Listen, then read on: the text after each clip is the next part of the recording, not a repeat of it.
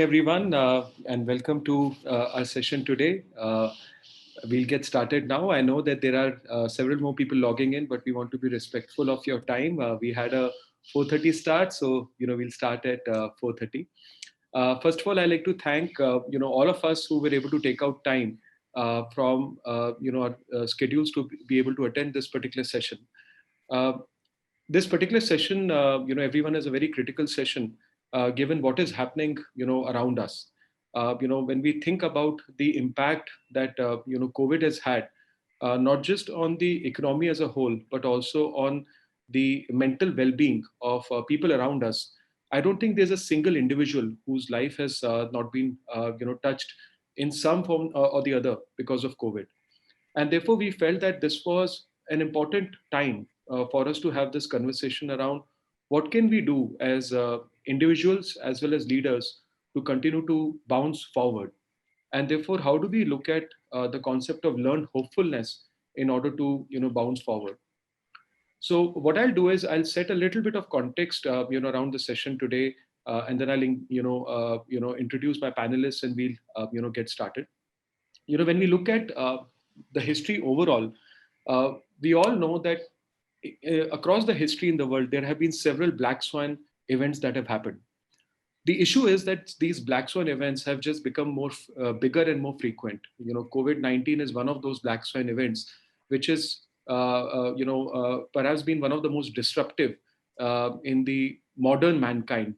Since the 50s, maybe is the most disruptive event, which continues. But also there are other black swan events, whether it is cyber attacks, the climate change, politics. All of them continue to impact.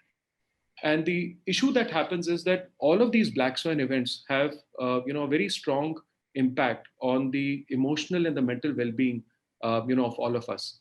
In fact, one of the research by the World Economic Forum found out that 1 in 3 adults are currently depressed or anxious, and this is largely due to COVID. And I think all of us have been impacted on it, in one way or the other. In fact, just in the last week in India, as we all know, the COVID cases has been on a very, very sharp rise. We are hearing a lot of negative news, as we, within our friends, within our family, with our clients. I'm sure you are also in the same boat.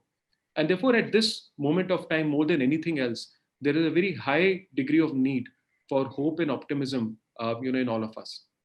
And therefore, we're keen to start our conversation in this particular area.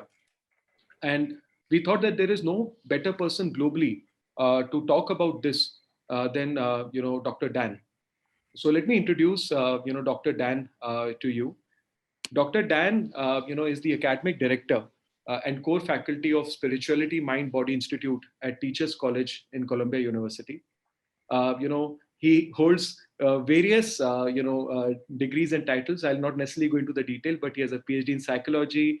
He has a master's in applied positive psychology from University of Pennsylvania. And I think he's done some great amount of research, perhaps the best research globally in the area of hope. Very recently, as early as this week, he was also awarded the Teacher of the Year award, by the Teachers College in Columbia, which is a great achievement. When you get recognized by your peers as the teacher in this particular area.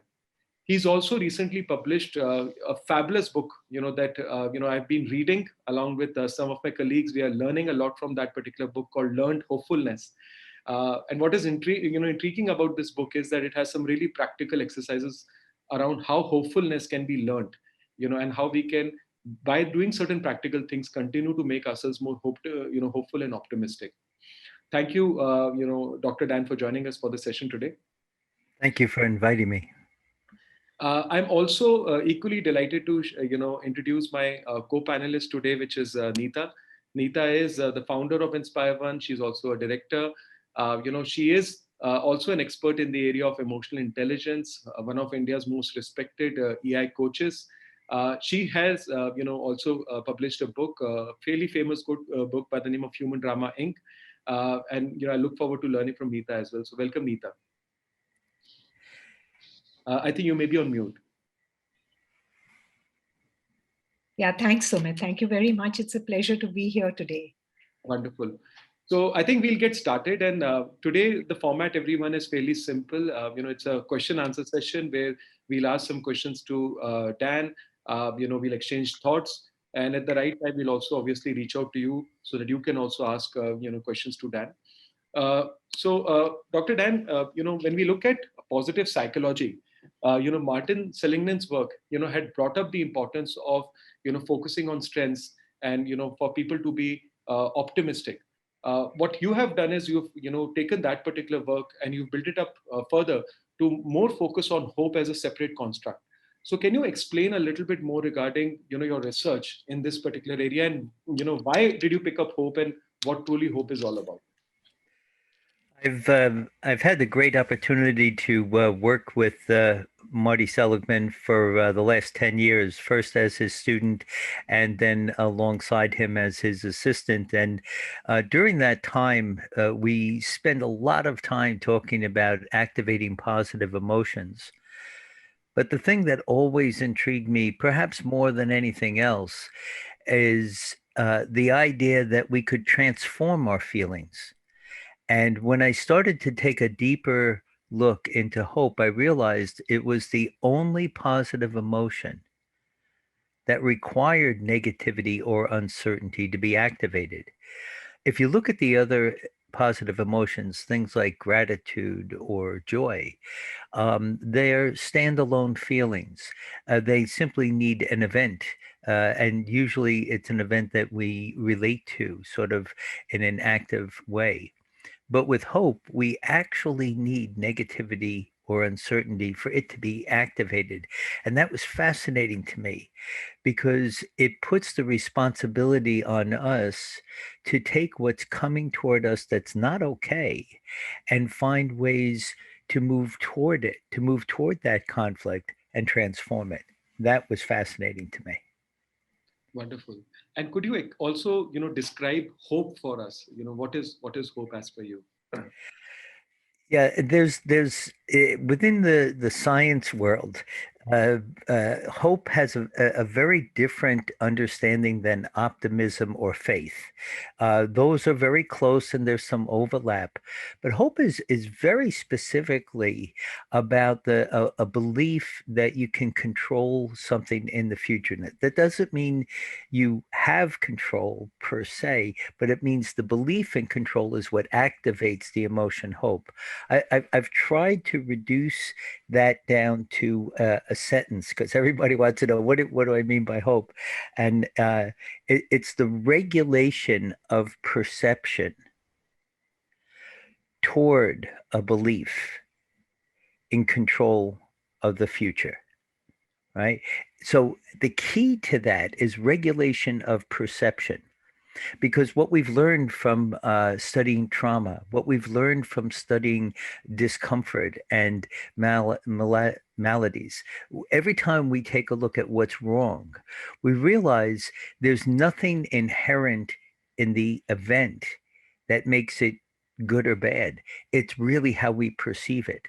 In fact, one of the researchers that I work with, who runs our department, actually, the counseling and clinical department, is George Bonanno, and what Dr. Bonanno has found is something we call a potentially traumatic event. It doesn't mean that any event is going to absolutely activate us. It really depends on how we respond. So the regulation of perception is at the core of that. Very interesting. I think that's a very interesting definition of hope, and I'll just repeat it for the benefit of the audience, which is regulation of perception towards the belief on the impact of the event on the future. I hope I have captured it in some form or the other. Yeah, the regulation of perception toward a belief in control in the future. Those are the components. We have to regulate our perception in order to change our belief toward a control in the future. this is really this is really the key. If we don't believe we have control over the future, what happens is a negative downward spiral. If we think that it doesn't matter what we do, we can't make a change, at the very best, we'll just move into a neutral place, but we won't feel empowered. And in most cases, if that goes on for an extended period of time, as it has with COVID, one of the things that'll happen is we'll keep sliding backward. So the work in hope is to find ways to move toward that conflict and regulate our perception. Just because something looks difficult doesn't mean it can't be perceived as a challenge or an opportunity. Very interesting. Thank you. Neeta, what question would you like to ask Dan? Right. So, Dan, just building on what you said about hope, and I'm just also looking at what it does, just furthering it to that. So, yes, when we change our perception or we alter our perception towards, an area where we feel there is a little bit of control, we're also talking about achieving objectives, achieving goals, achieving our vision, dream, and in that realm. Uh, so that's one of the things that hope does. I'm sure it helps us to, rather than freeze, it helps us to sort of move ahead and achieve certain objectives and goals. What I want to build on is a thought that also comes from, let's say, the Indian philosophy or the Eastern philosophy, which talks about the fact that while hope helps us to achieve materialistic goals, or goals that are driven by people or even egos, in the Indian context, we also talk about the fact that hope in, let's say, the potential of a person to be his best or to be, his higher self, that hope that we have in ourselves and in others, in fact, in humankind as such, is also extremely powerful because, and if we look at the current context of COVID, and I'm building on that, if we believe and if we that we have the ability to look at any situation from our higher selves, through self-realization, maybe use more wisdom, maybe use more compassion, maybe use more courage, and we also believe that this is something that humankind has, and especially leaders have,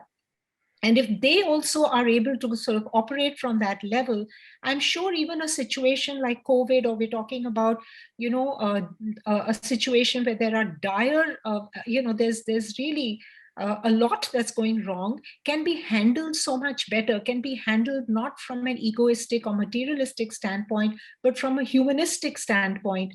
And I just wanted your view on that, how you see the power of hope, not just restricted to achievement of goals, objectives, and being able to see a situation positively, but the hope in mankind and the hope in humankind as a power to actually transform society.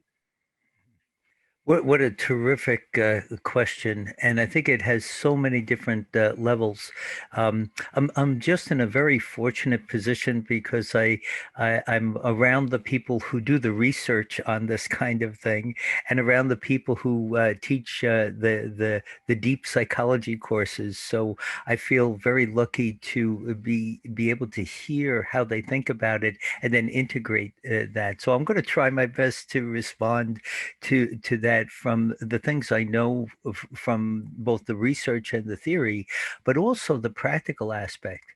One of the things that we know from history and from both Eastern and Western approaches is that when there is an external source of difficulty, so it could be societal, it could be physical, it could be medical, it could be social, or it could be personal. It doesn't matter so much where the difficulty is, but when there is great strife on the outside, it's an awakening of an energetic response on the inside. That's why I love the way that you have formed your way of understanding energy, because when we see that there's a lot of energy going on out here, even if it's negative, it's awakening something inside. And what's happening inside creates what they call an incipient moment. In other words, there's a moment where you have to decide, what are you going to do with all this turmoil? What are you going to do with all the things that are activating the inside? And in that moment, And what we know from the phrases that we have for crisis, right? It's an opportunity or Right. danger, right? We know that these two things are there, but what does that really mean? It means that there is some friction at this moment. It also means that at that moment we're not whole. We're pulled in different directions. And at that moment that we get pulled in different directions, it's like taking the front wheels of a car and pointing them in different directions. We don't feel we can go anywhere. So the first order of business is to align ourselves. And that's why when I talk about or teach hope or design the classes or workshops or whatever, the first thing is about becoming whole inside. And that almost always begins with self-compassion. How is it that we can take this awakening and not feel scattered by it, but feel empowered by it? And, we either explode or implode, right? And so this idea is, what are the forces that we can marshal at that moment for self-care, compassion, self-forgiveness, so that we become a whole unit. My logo is the yin yang symbol with a smile underneath, because I think we're most empowered and awakened when we first use this effort to pull ourselves together. Mhm. Yeah, thank you so much. Because definitely, I think when we talk about self-realization or we talk about, our higher selves, it starts with self-compassion, and that change then transforms into an external change outside. And I think it's very relevant, especially in the context of everybody today, and especially leaders who leading, groups, to see the system and any kind of, like you said, turmoil through this lens of the higher potential that we all have, and how can that be used to overcome any kind of crisis. One of the things that I've shared with my students is that when we're confronted with a difficulty, we often don't realize we already have a tinted lens on about how we're going to perceive it. So that lens, let's say it's a yellow colored lens, we don't even know that that lens is in front of us. Something comes at us and it's a bright green thing, right? We're going to look at it through the lens of yellow, and we're going to see it as blue. We're not going to see the green. We're just gonna see it in a certain way, or if it's blue, we'll see the green. I mixed my metaphors there. But what happens in the beginning when we become self-compassionate is we take a half a step back before we go forward, and we take the lens off and try to see it a little more clearly.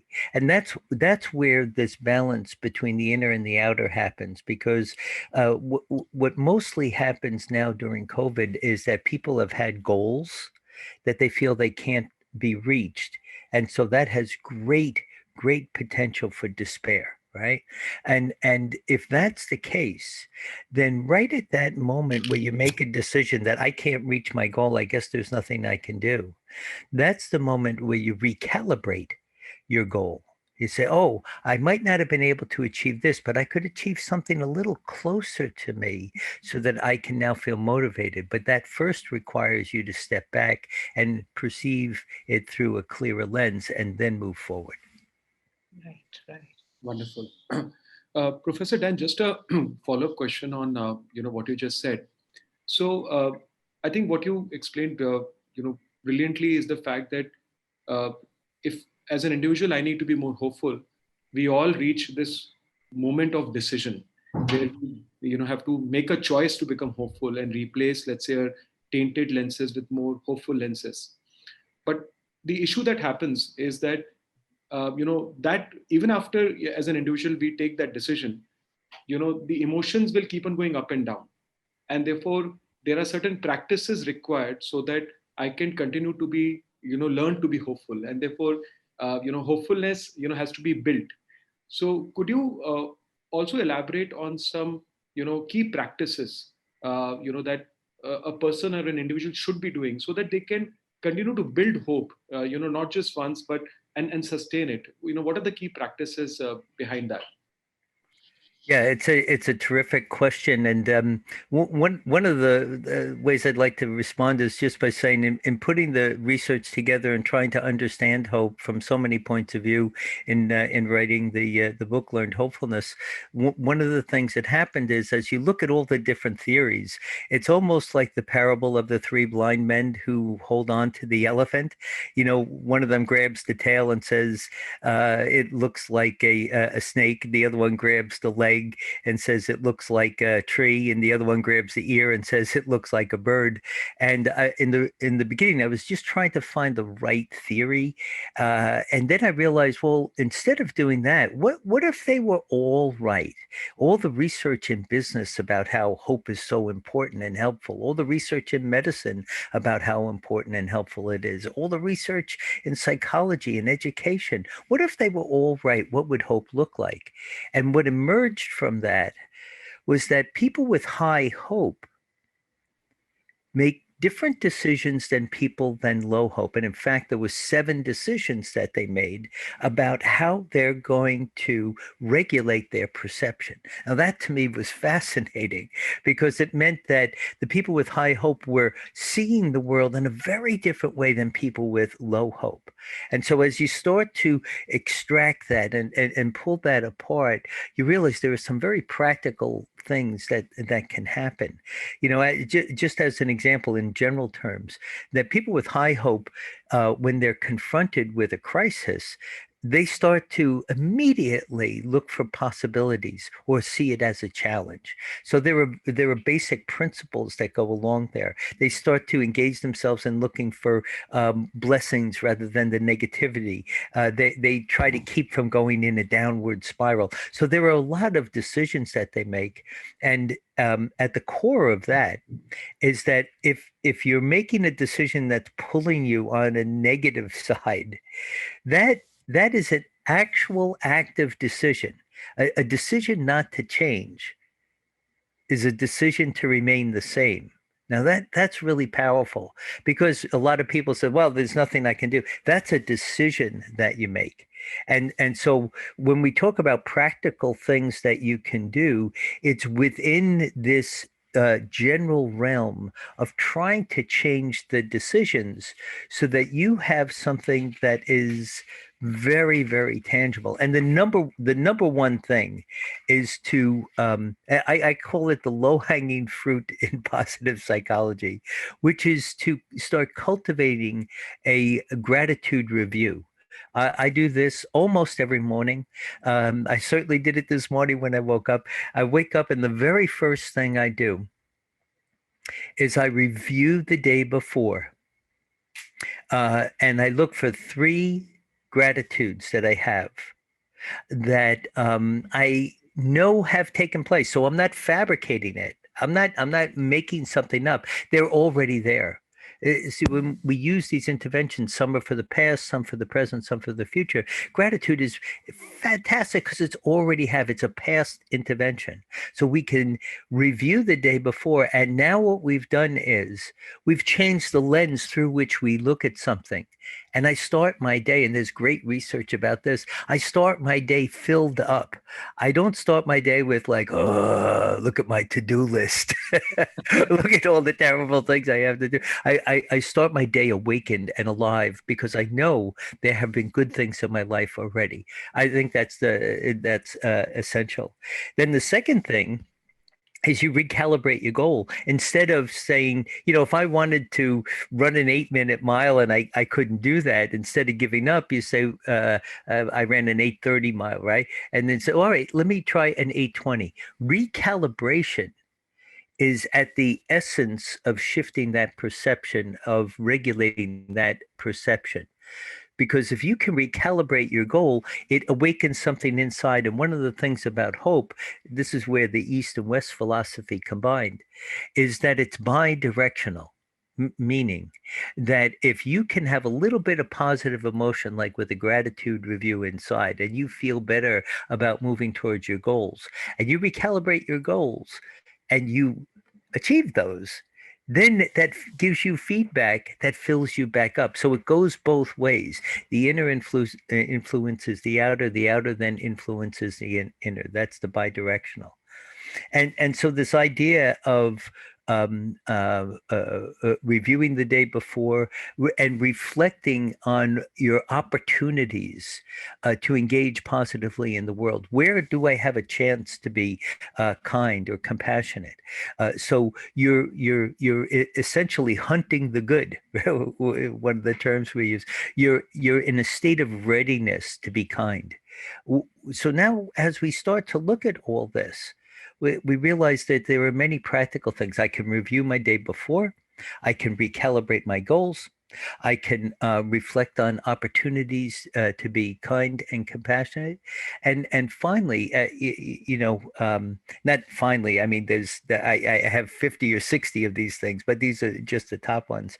To respect relationships and revere them, because at the end of the day, the thing that's going to let us know how well we live and really how long we're going to live is the quality of our relationships. So I've boiled it down to review, recalibrate, reflect, um, and respect, because these are the things that kind of give us a little roadmap every day. And that way, when I start my day, I look at what's already happened, something from the past.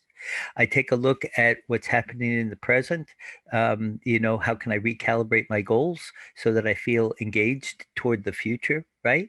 So I got the past, the present, the future. I look for every opportunity to be kind and compassionate. That brings me into the moment. And then, of course, to cherish and respect our relationships. Wonderful. Thank you so much. I think the past, present, and the future framework, that you've just introduced us to is a very powerful framework. Uh, Yes. each of these exercises is a very, very powerful exercise. I think at this point of time, it'll also be good to see if there are any questions, early questions from the audience. I know one question has already come from Anju. So let me read it while I'll request the other participants, if you have any questions, you can, put it on the chat screen or the question window, and, we'll ensure it gets answered. So what Anju is asking us is that how does this, correlate to the concept of growth mindset and the fixed mindset? Could you elaborate? Mm. Sure. Terrific question. And a lot of people might not know that Carol Dweck's research on fixed and growth mindset actually grew directly from Marty Seligman's work on learned helplessness.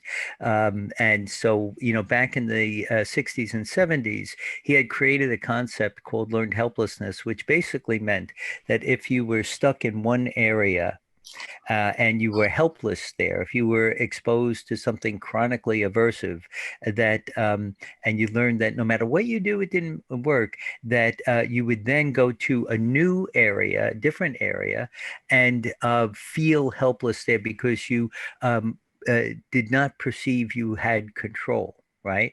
And by the way, that revolutionized the world in terms of understanding what depression and anxiety is, because it meant that if you perceived you didn't have control, you operated as if you didn't, right? And then not having that control, feeling that you didn't have that control, kept shutting you down. Absolutely. And Carol Dweck was at Harvard and developed a way of thinking about how can we empower children? How can we empower adults? How can we empower people to start moving through that? How do you unlearn that phenomenon, right? And so this idea of fixed and growth mindset is really fascinating, because what they're doing is they're using a very clear technique for changing that perception, right? So if you say to yourself, I can't do that, whatever that is, just by adding the word yet to it, right? I can't do that yet. All of a sudden that opens you up, or changes you, because it starts to lean you forward into the possibility. The way that we have to understand this now And this is a much bigger discussion, but I was invited to a lecture where Marty did a 50-year follow-up on learned helplessness with the original researcher, Steve Mayer. And that was the impetus for the book, because what they said is that theory of learned helplessness is completely wrong. And in fact, it was as wrong can be. We don't learn to be helpless. What they found out, because now we have fMRIs, we can start to look at how the brain works. We find that when we're exposed to a chronic negative stimulus, we will shut down for evolutionary reasons. It's as if our psyche is saying, don't put a lot of effort into this because it's not, you're going to waste your energy. Save your energy until there's a moment, a time where you might do better. You might have influence on the future. So this shifts the paradigm a little bit. Instead of us trying to unlearn what happened in the past, what we're really doing is we're doing a risk assessment of the future, right? So it's our mind thinking, do I have a chance to influence the future here? Now, what's beautiful about Carol Dweck's work is that even though she was operating under the old theory and how to make that work, all of her principles were about awakening and making that assessment about the future, because everything in her work starts to talk about potentialities. What is it that I can do? What is possible? What Learned Hopefulness does is adds a lot of the nooks and crannies to that, and all the components about, well, how do you jumpstart that? If you have a child or an individual or a coworker or an employee that feels really stuck, one of the first things Learned Hopefulness would do is put them in conflict with themselves. It's a little bit different concept. If somebody comes in, they say, I can't do anything, this doesn't work, blah, blah, blah. The first thing I would do is look for something called a positive deviant, meaning something in their background, their behavior, their day that is contrary to what they're saying. So if somebody says, I'm depressed all the time, I wake up depressed, I have no energy, I can't do anything, I wouldn't spend a lot of time getting more details about that. That seems pretty clear. But I would spend time asking them, when do you not feel that? And if they say, oh, I feel it all the time, I'd say, well, let's review the day. Did anything shut that off or make you feel better? And they say, oh, when I play with my nephews, boy, I feel great. I love being around them. Their energy is so good. Now we have a positive deviant.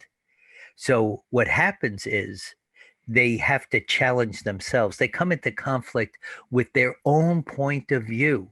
And that's really what learned hopefulness will do. It awakens this idea of how do you regulate your perception? You regulate it by finding contradictions to the way that you're thinking. So it amplifies Carol's work. Very interesting. Thank you so much. So there are, a couple of other follow-up questions that have come in from the participants.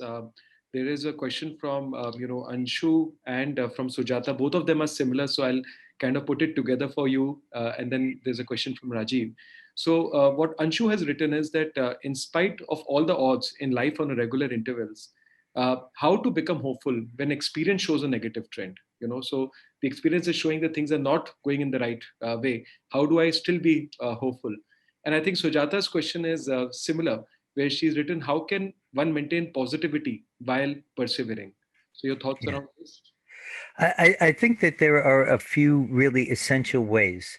First of all, there was a piece of research just released yesterday that is extraordinary, just extraordinary, out of a group that Marty Seligman had originally trained. One of the things about that, they found that the pandemic has not been horrible for everybody in an equal way.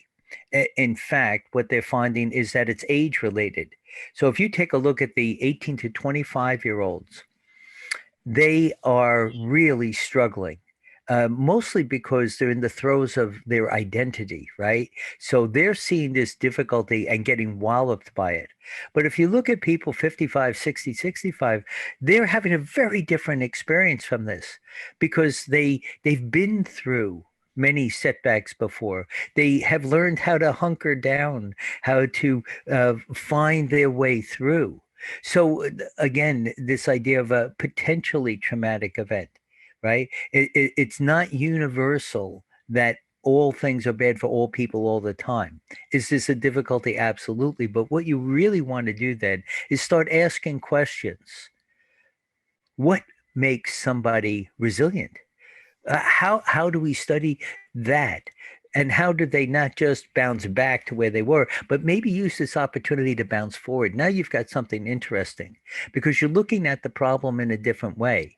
When I go in to help companies and companies are, in trouble or working with individuals or working with organizations, everybody's focused on the problem. We want this problem solved. Well, what we've learned is that there are pockets where they're functioning beautifully. People are doing really well. Let's go learn from the exemplars, from the positive deviants. What are they doing that is so beautiful?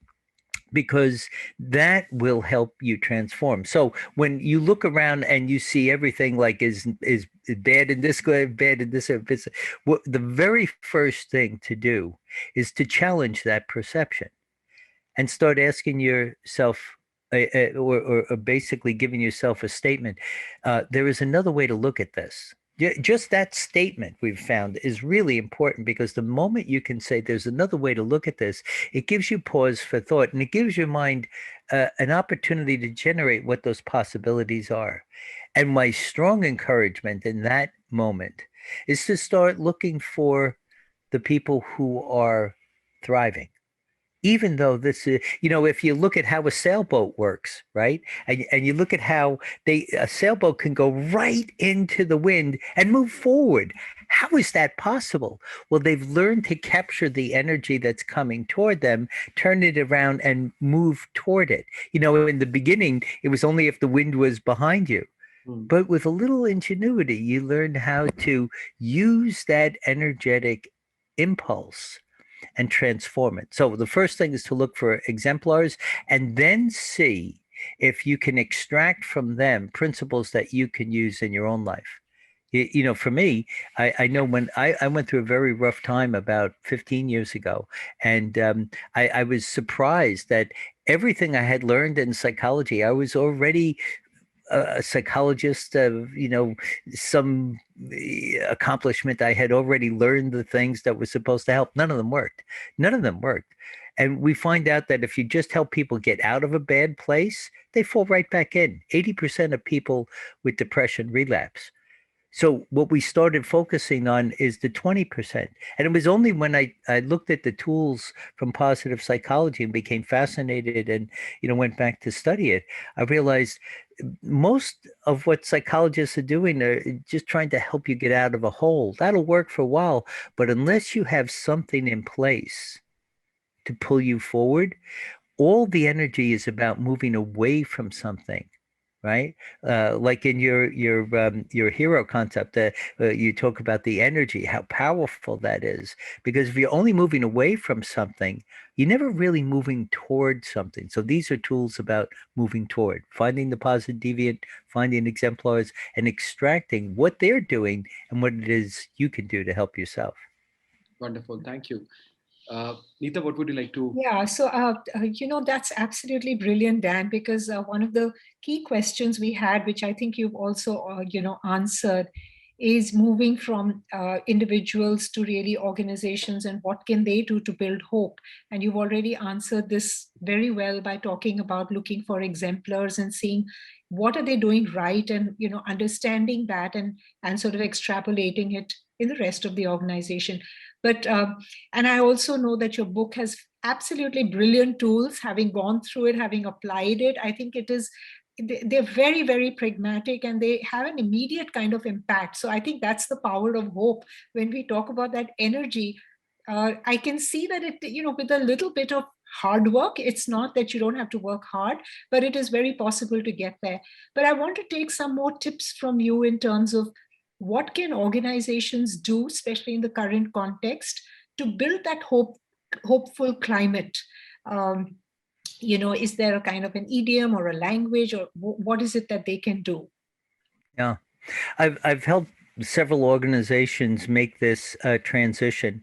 And I'm reminded of Walt Disney when he first created Mickey Mouse, and it was such a sensation. The eyes were too big, right?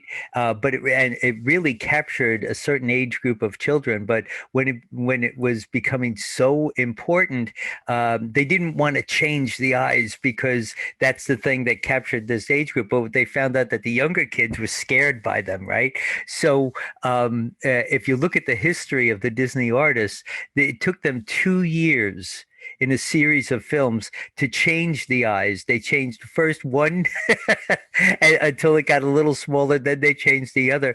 So nobody noticed that there was this big thing coming, right? And what I've learned about working with organizations is that we have to take this approach. You really want to start with the leadership, and you want to get the leadership excited about the fact that there really is a possibility, a way of understanding that transformation is possible, and probably more than possible, it's necessary if you're going to really have your company not just survive but thrive in this. I'm working now on a lot of the elements about what makes us thrive, right? And so this idea is first the leadership needs to be brought on. And that usually happens by these kind of seminars where they get exposed to what for most people is new ways of thinking about this, new research. Everything I'm talking about today is evidence-based. So you get the leadership involved, you sort of bring that new research, and you let people get excited about what we know. And then we use exemplars. I have companies that have really been in trouble, and you start to take a look at how have they changed, or if some companies use appreciative inquiry, which is absolutely terrific. Well, what are other ways? What are other things that we can do? So in these companies, first you get the leadership to get on board, and then you start bringing the people in who are the influencers. Okay, so who are the people? If we can inspire them, we'll bring it to everybody else. And when you work with those folks, it's usually they're the train the trainers kind of model, right? To get them excited about it, but mostly to learn how they apply it in their life. So we have a series of things. Here are some interventions. I have a 21-day hope challenge where people work with accountability mates. So it's not just about wake up in the morning and have a nice thought. It's about being able to change the culture little by little, just like we changed the eyes, so that people start to become aware that these tools are real and that they feel differently. Because I could talk about this forever, but until people get a spark inside, that this activation happens, till they realize that, oh, there's something I could do to move toward the conflict. There's something I can bring to this moment that will make me see it as a challenge, not a setback. And when you get that layer in an organization excited, then really cool things start to happen, because then they start to think about the people that they work with that have hope, and you start looking for the natural people, right? One of the things we do, we have you can do assessments of people that you hire, right? And if you look at again, like your hero concept, what you really want, you want people with high hope. You want somebody who comes in who scores very high on hope, because that means they're going to be resilient, they're going to be optimistic, they're going to have energy, they're going to be able to handle future setbacks. So you start building the culture in that way. And then you take a look at the bottom line. What's the bottom line these days? Presentism, work engagement. What we're finding is that people are not really there sometimes, or they get burned out. We're finding out that people are working a little harder when they're engaged with Zoom, but then they need so much recovery time. We're seeing more use of drugs and alcohol and this and that. So it's, how do you find that balance so that people are engaged, but also develop what we call harmonious passion, that they have an off switch. It's not just about achievement and goal oriented and doing that. It's about activating that wholeness and that balance inside. So that's usually the movement. And then what happens is, as a culture transforms, they start thinking about the future differently, which is what you want. They start seeing the future as opportunities, even if there are crises and dilemmas in front of us. Right, right. And I think that's what's very powerful about your work, because we do know that, absence of sorrow, and you talk about it as well, is not joy. Yeah. You can deal with sorrow, you can deal with the negative emotion, but you have to, consciously work with the positive emotion. And that's what's, I think, new and different. Yeah, so that was my question. Sumit, is there something that you'd like to pick up from the group? Yes, I'd like to follow up actually on one more question, and then we'll go back to the participants. Uh, the point that you made around what can organizations do to be hopeful, I think that was great. I wanted to check, are there any specific characteristics or narratives that leaders who display hero capabilities display? So just for the audience is understanding, the concept of the hero leader is someone who's hopeful, energetic, resilient, and optimistic. So, in your work with leaders who you believe are heroes, who display these hero characteristics, what are some of the two or three key notable things that you've seen these leaders do? Do they talk differently? Do they use a different language? That will be good to get your inputs on.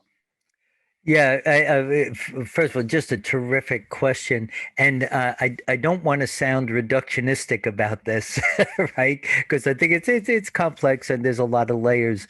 But if we were trying to identify the leaders that really know how to thrive, um, uh, two things that really shine through, right? And they're interrelated, right? They are people that are whole. There's a wholeness to them. And what I mean by wholeness is that they're not 100% perfect in everything all the time. Right? There's a wholeness where they realize that there are things that they can do and things that they can't do. There are things that other people are better at than they might be. And there's a wholeness that allows them to accept that. That having been said, the question is how does that align with a person's use of character strengths? The greatest advance in the history of psychology has been the introduction of character strengths. They find it's a better predictor of achievement and success than IQ and skill combined. It's about twice as good of a predictor. It's your character. And what they've also found out is that people have signature strengths, and that basically, if you can't be those strengths, if you can't use those strengths, you're not going to be whole. That's the short version of this, right? So, as an example, my strengths are just a couple of the top ones: creativity, zest, and gratitude. You might not know me, but if you see me talk, you think, well, that kind of fits, because I'm trying to be authentically myself in this moment by using those character strengths. Leaders who know what their strengths are and make an effort to employ them on a regular basis start to have a presence and an energetic format that radiates out their wholeness.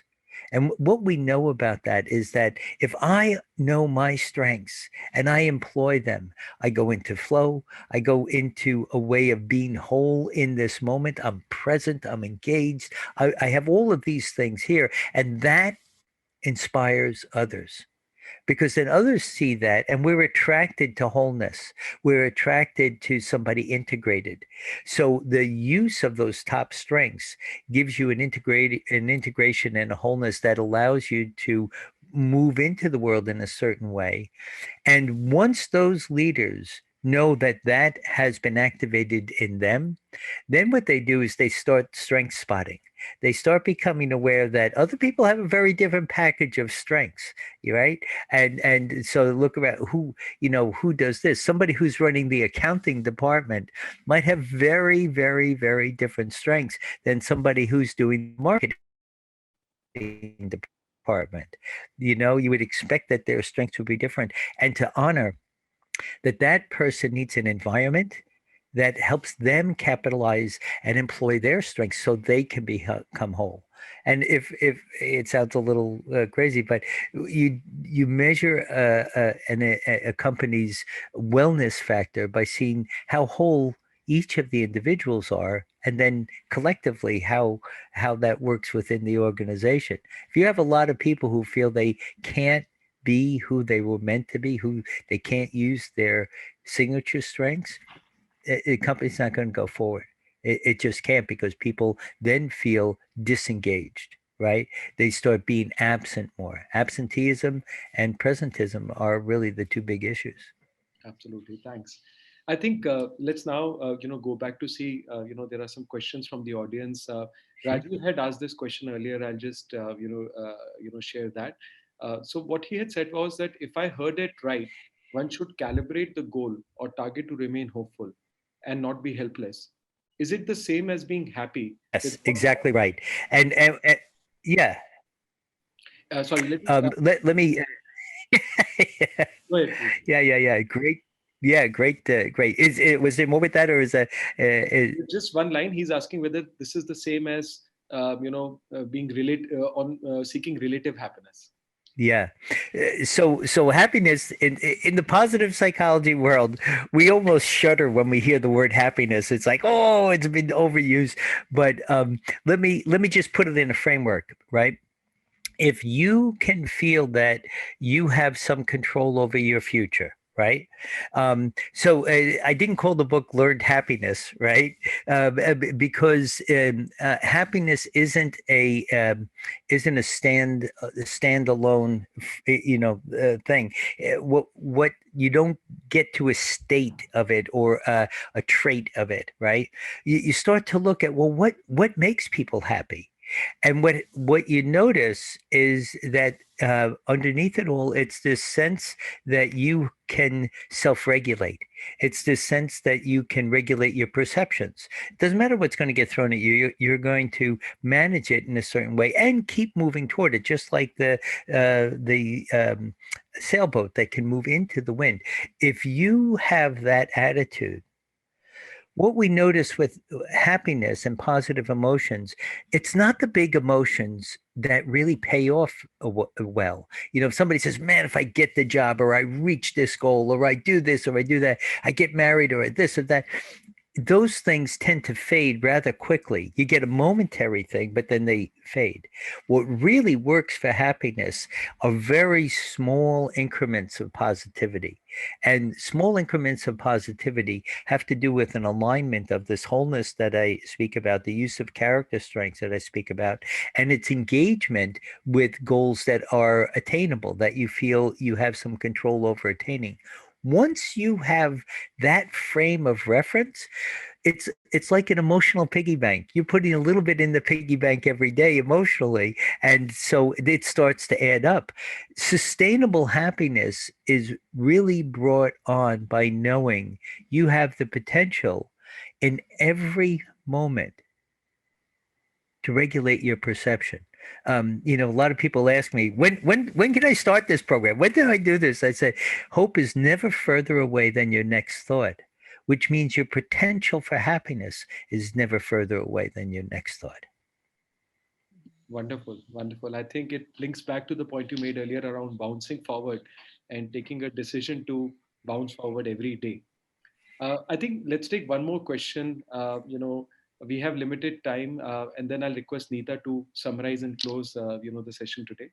One last question, today, Dan, is um, how can I work on being hopeful when I live with a parent who sees life as always going wrong?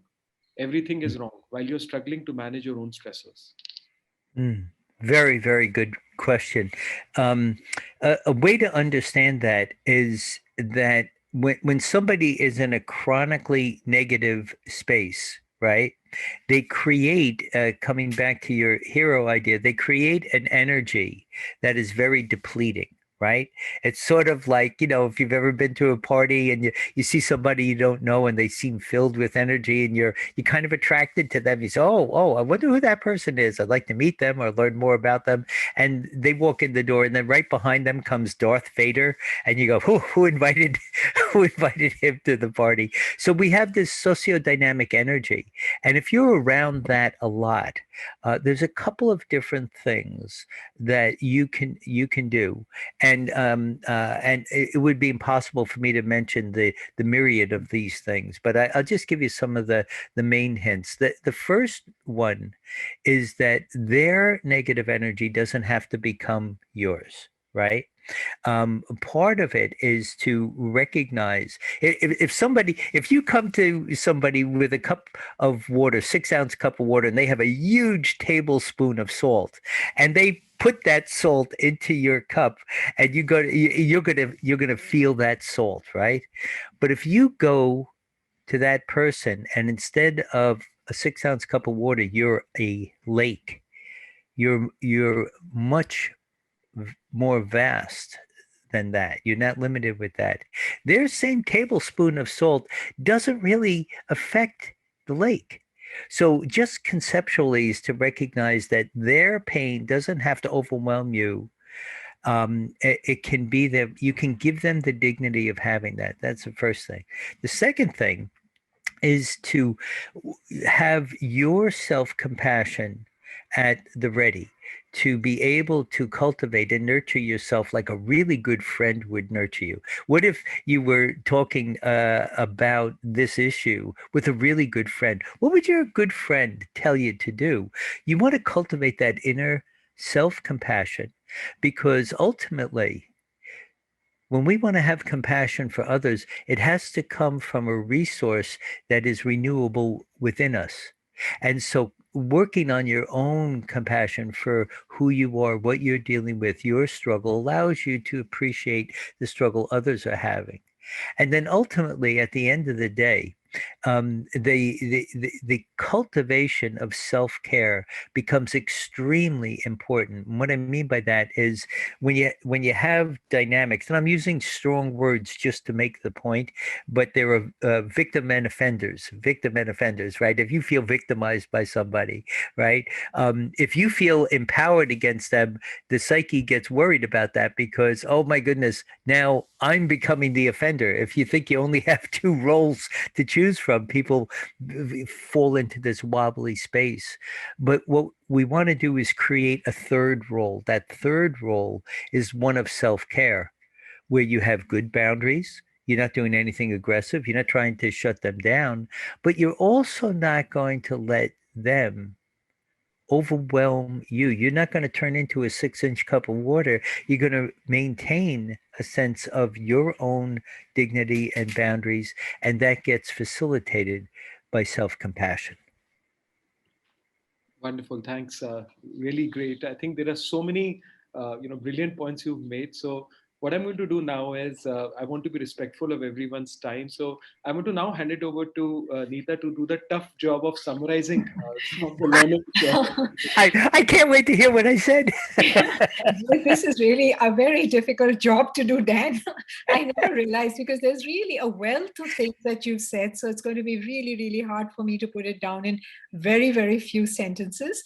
So I'm going to depend upon this, but I don't think it's going to do full justice. I can just assure everybody who's attending this and people who would want this, that we would be recording this and sending it to you. I think that would serve you better. But I will still try. I think we started by defining the fact that in today's context and today more than ever before, we need to really look at hope and optimism as a very important construct for ourselves in our organization and for leadership.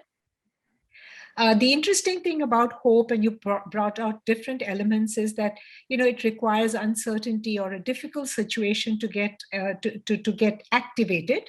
Of course, there are different levels of hope. We talked about hope in terms of also a larger purpose and how we looked at that role also being very important. And I think it starts also somewhere where you talked about self-compassion. That's also part of this whole thing. When we understand ourselves, we accept ourselves, we accept others, understand others, and from there we really use the energy and the higher selves of humanity as a whole. We talked about the fact that we believe that we do demonstrate hope, but actually we really need to learn it. It's not automatic. Just dealing with a negative emotion of knowing how to manage yourself is not enough. Of course, you talked about the power of perception and changing it at every step, which is the starting point of really building hope. But you also gave us some very good, interesting tips, and I can't go through all of them, but you talked, for example, about gratitude. You talked about the fact that, reviewing, recalibrating, and also looking at compassion, looking at building compassion for others and respecting others as few elements of what we can do to start building hope. I can only refer the audience to your wonderful book to really try out the tools themselves to see the power of it. But yes, it can be learned, and it must be learned in today's context. We talked about hope in organizations, where we really looked at the fact that we have to look at situations where there are positive deviants. We have to start by really exciting the top leadership, because this is a cultural change initiative, and you gave a brilliant example of Walt Disney to exemplify that. But yes, to build culture is a slow process and a very arduous process. So all the steps that are required to be able to do that is what is really recommended. But I think the interesting thing was to be able to see what works and what is it that is positive, and how is it that can be used in order to bring that culture change.